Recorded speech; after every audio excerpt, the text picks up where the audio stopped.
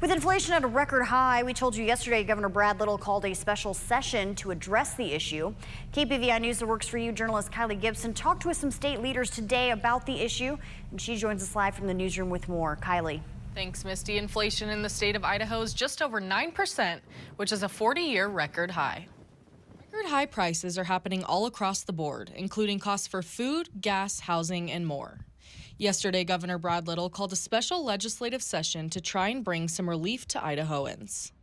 Governor Little said he's heard many personal stories of how Idahoans are struggling right now, from people having to come out of retirement to parents taking out loans just to afford school supplies. He called the special session because he said Idahoans need relief now. The cost of the basic fundamentals to live every day have skyrocketed in just a matter of months.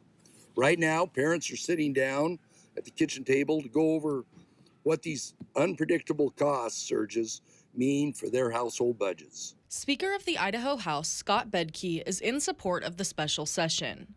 He says there's one place where Idahoans are feeling it the most right now. It affects us at the gas pump.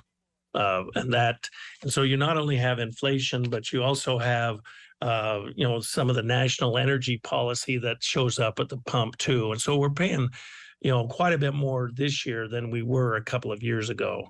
Idaho currently has a record budget surplus of $2 billion. So with bipartisan support, the governor is calling the special session to give that money back to the people however they can, mainly through tax relief. And that money should not just sit in Boise, but that should be back out in every family's checkbook to pay for these needful things. Another area that is costing Idahoans a large portion of their income and has been an ongoing issue for years is rent. So KPVI asked Speaker Bedke, can anything be done at the state level to help those rising costs? Well, I mean, getting in and telling a landlord what they can and cannot charge is not government's responsibility. But again, what we can do is have the lightest touch of government possible. And the lightest touch is also the cheapest for taxpayers.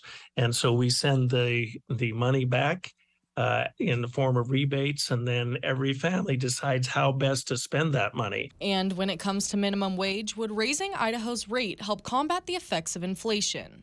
Bedke doesn't believe so because he said in today's economy, minimum wage does not mean much. Well, the minimum wage in Idaho is a non-issue because minimum wage, regardless of if we use the federal minimum wage or a surrounding state's minimum wage, that doesn't hire anybody to work anymore.